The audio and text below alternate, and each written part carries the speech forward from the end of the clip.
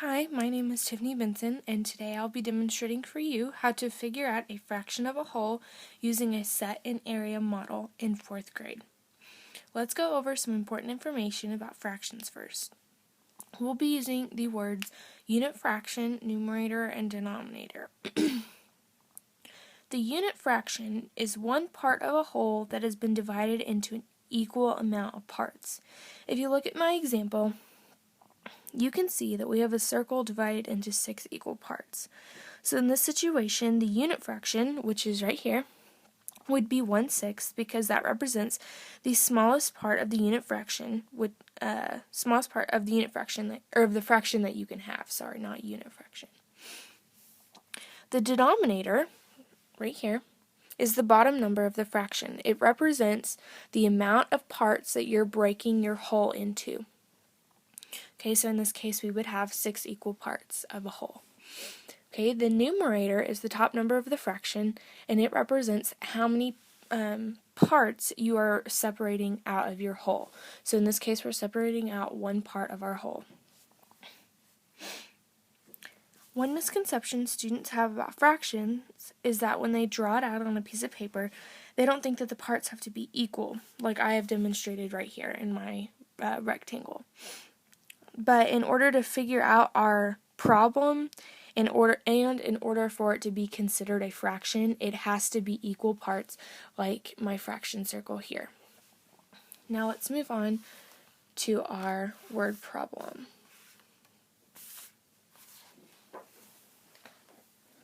Okay. John had 36 baseballs. Oh, we're going to be using the set model first. Sorry. John had 36 baseballs. If he gave 2/6 of them to Sam, how many baseballs did he give to Sam? Okay.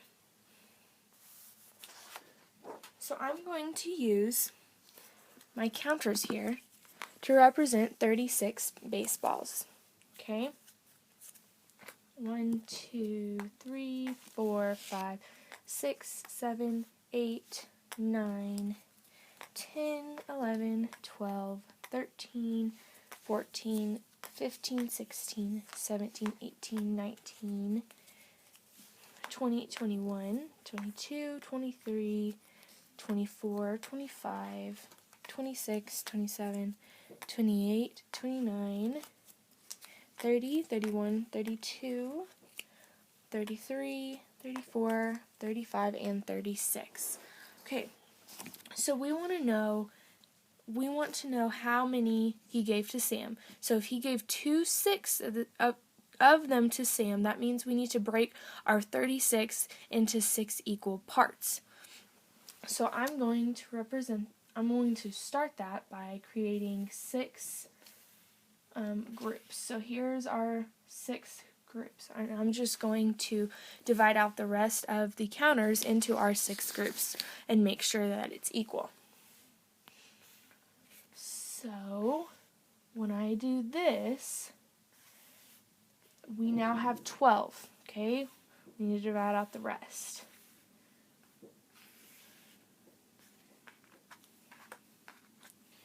Okay, we have 18, 19, 20, 21, 22, 23, 24, 25, 26, 27, 28, 29, 30, 31, 32, 33, 34, 35, and 36. Okay, so we can see that we have 6 groups of 6, it just turns out. So now what we need to do is we need to circle 2 parts of our 6 parts, okay? Because we've got 6 parts whole, okay? Or 6 parts all together. So we need to circle 2 of them. So here's one of them. Okay, here's one part. And the second one. And we're doing this to represent the 2 out of 6 right here. The 2/6. So now what we need to do is we need to just count how many counters we have in these 2 parts that we circled. Okay? So 1, 2, 3, 4, 5, 6, 7, 8, 9, 10, 11, 12. So we know that if John gave 2/6 of his baseballs to Sam, then we know that Sam has 12 baseballs. Okay? Now we're going to represent this in the area model.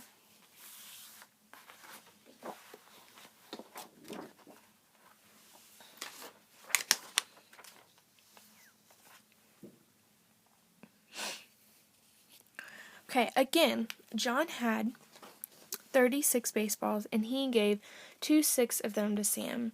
How many does Sam have? Okay, so I have a grid with about 36 boxes on them to represent our 36 baseballs, which is our whole. So here is our 36 baseballs.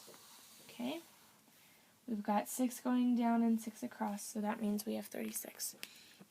Okay, so now I want to group them into 6 equal parts. So we know from our set model that we had 6 groups of 6. So all I have to do is draw lines down like this to represent our groups of 6. So we have 1, 2, 3, 4, 5, 6, 1, 2, 3, 4, 5, 6, 1, 2, 3, 4, 5, 6, and so on and so forth. So we've got 6 groups of 6. Now I'm going to shade in 2/6 of those groups. So here is one column like this, and another column like this.